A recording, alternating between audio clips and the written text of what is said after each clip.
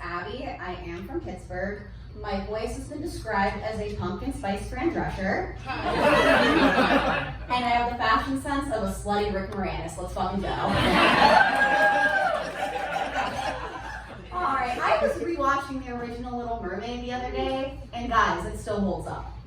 Oh yeah, Prince Eric, still just as fuckable. Like, Ariel literally grew a vagina just to fuck him. Like, when he jumped on a burning ship to save his dog, whoo, he's like, hey Ursula, give me legs just so I can spread them. That's theater, tweet, tweet, tweet! This school, I've never been here before, but I like the vibe. I like performing anywhere that looks like a millennial white woman's apartment. All we're missing is a dickhead cat and a shrine to Taylor Swift, and I am home. I've been dating someone. I have a boyfriend. It's been going really well. There's actually an age gap between us. We're 11 years apart. Yeah, exactly. I know. Thank you for that enthusiasm. That is not the response I get. Normally, it's Abby. You can't date someone who's that far apart from you in age. He's going to be so immature. And guys, it's okay because he is so mature for a 16-year-old. Yeah. Couldn't be here tonight because I guess he had to go to his prom. I'm kidding. It's the other way around. He's actually a predator. No, it's fine. If anything, I'm grooming him into a Swiftie.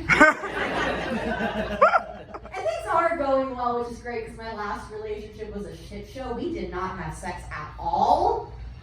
Yeah, I know. He did jujitsu and I went to one of his matches. Do you guys know what jujitsu is? It's a form of self-defense where you basically just cuddle the guy to death. Yeah. Like, there's one move, I'm not sure what it's called, but like you go behind the guy, give him a side hug and a forehead kiss. And then he dies from the intimacy. And I'm over there. Like, I haven't had sex in so long, they put a speared Halloween up inside me.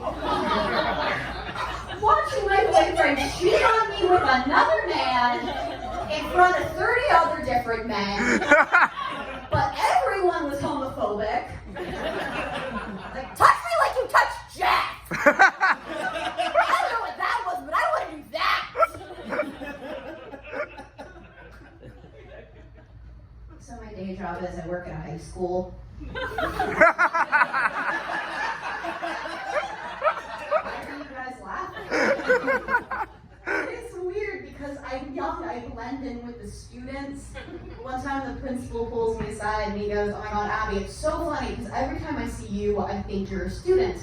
And I'm like, that's funny because every time I see you, you try to hit on me. He's like, no, you just have a very young looking face. That was the only time in my life as a woman I was offended that a man gave me eye contact. I was like, hey, buddy, eyes down here. Because that's where my name tag is. People are like, I'm so amazed you can work with kids. And the thing is, the kids are not the problem. It's the parents. Last school year, we had an incident where a parent complained to the school board about a word problem in their child's math book.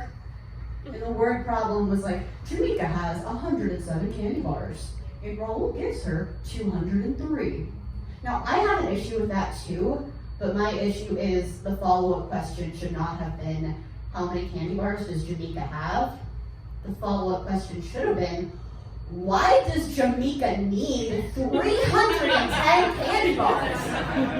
And how many does Raul have if he can give her 207? It will make a dent in his pile. But what this mom was mad about was the ethnically diverse names. I know, it's diversity, inclusion, Like, how did that school board meeting go? Did she just go, you cannot let the immigrants into our country and into our school board, because if they do, they will give all our kids diabetes. Yeah, they say they're going to teach them how to count candy bars, but they're just going to give them diabetes. And I know because it says so in this math book, and you want to know who wrote this math book? I'll show you right here. McGraw-Hill. Tim McGraw, Faith Hill.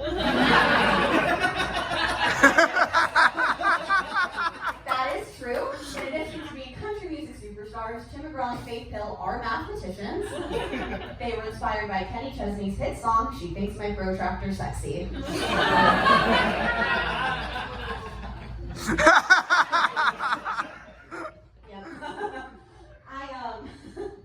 I think that we need to like take that energy that that mom had and go after like abstinence-only sex education. And it might just be me. I don't know about you guys, but I feel like if we taught driver's ed the same way we taught sex ed, every single person would know every piece of a car engine, but no one would know how to fucking drive. My sex ed teacher, she was a little extra, and she wrote a play that all of us in the classroom were going to perform. Oh yeah, she brought a prop, she had a blanket, and she laid it out in the middle of the classroom. And the premise of this play was that it was a wedding. And the groom was played by the quarterback of the high school football team, and the bride was played by the girl who always wore Cookie Monster pajama pants. Now they're sitting on this blanket because it's their wedding night and they're about to have sex, but what the quarterback doesn't know is that Cookie Monster pajama girl actually lost her virginity to her college boyfriend, who was played by the kid who always wore shorts in the winter. So he's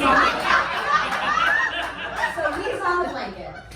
But the entire time they're together, he's actually having an affair with a horse girl who was braiding people's hair without her consent.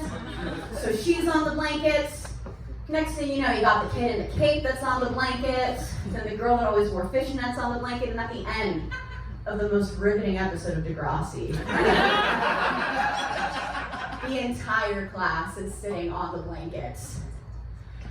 And that's when my sex ed teacher goes, this is who is on your bed every time you have sex outside of marriage. All I learned is what a virgin thinks an orgy looks like. And I don't know anything about sex education. Like, I can't tell the difference between a miscarriage and a really heavy period. Like, I'm not gonna lie, the other day I was on my period and I was about to flush a tampon and I was like, wonder who that was supposed to be. And in Indiana, they called that a burial at sea. It wasn't in the American Girl Body book. It wasn't in that book. You guys remember that book? It was the period book. Yes, exactly. And you guys all know the page? Yes, exactly. It was a body book that American Girl put out about puberty. And there's a page where there's this picture of this girl, and she's completely topless and completely flat-chested. The next page, same girl, she's a little older, but now she's got bug bites. Third picture, she's in high school, and she's got, you guys are, yeah, tweet, exactly. The last picture was with a woman with what can only be described as anime titties.